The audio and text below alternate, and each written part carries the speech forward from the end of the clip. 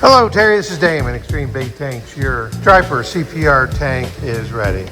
This tank measures outside 34.25 inches long, 16 inches wide, and is 12 inches tall. Inside are your two chambers with an oxygen box.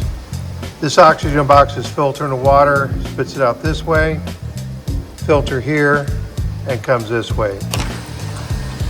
So with this box, this being an outside dimension over 34 inches, these oxygen boxes are 5 inches. That's going to give you 24 inches and maybe a little extra space for the tail there to 26. This chamber is removable. So if you happen to do catfish or need a little extra elbow room. So we're going to call this the Yin-Yang.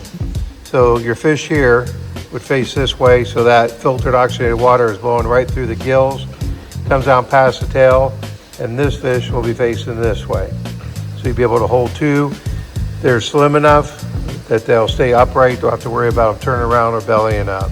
The cords come out the side.